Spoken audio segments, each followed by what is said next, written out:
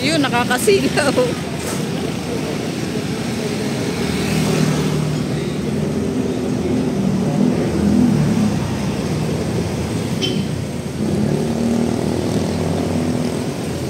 Ayos. Ayos. Ano ka ba? Kailangan pa na?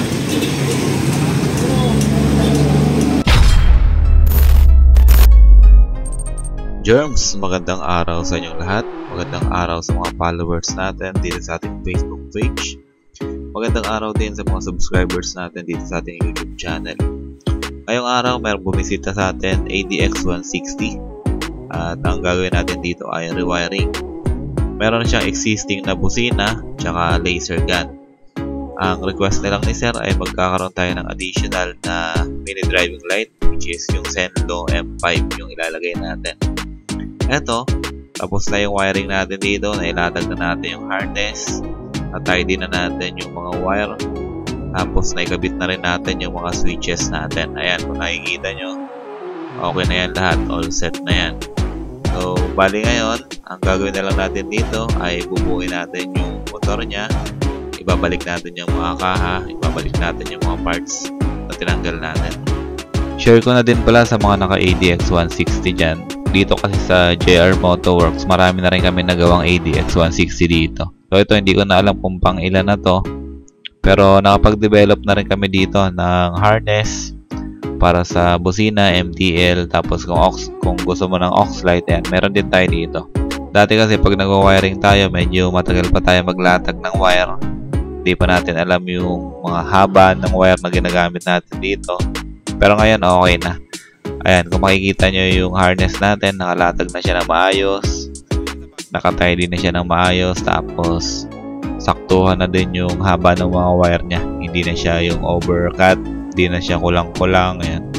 Kompleto na rin yung components ng wiring na to. Mayroon na siyang fuse box, fuse top, tapos mga terminal, kompleto na lahat yan. At this point, tapos na natin yung project natin dito, ADX160. Bali ngayon, testingin na lang natin to sa labas kung okay na yung takbo ng ilaw niya. Pero actually, maliwanag pa dito sa oras na to, kaya hindi talaga natin na-testing or na-set up yung ilaw ng maayos. Pero, habilin na lang natin kay Sir kasi total madali naman to i-adjust. Kailangan lang natin ng allen dito. Ayan, tinuruan na lang natin si Sir. So, dito sa loob ng shop, napapailaw na natin yung M5. Napapailaw na rin natin yung ating laser gun. At na-check na rin natin yung mga dapat i-check. Naibalik na natin yung kaha na maayos. Naibalik na natin yung crash guard ng maayos. So, ayan. Maraming salamat kay Sir na naka ADX160. Pasensya na kayo, hindi ko na nakuha yung pangalan niya. Siya nga pala, kuya din to si Sir, kuya. Hindi ko lang talaga nakuha yung pangalan niya kasi talagang busy ako sa ginagawa ko. At pag nakafocus na ako sa pag-wiring yan, halos hindi ko na mapansin yung ibang mga bagay-bagay.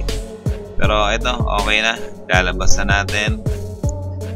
Testingin na natin para makauwi na rin si Sir. So ayan, maraming salamat. Kita-kita tayo sa susunod na video natin. For today's video, ADX160. Maraming salamat sa inyo. Ingat, ride safe.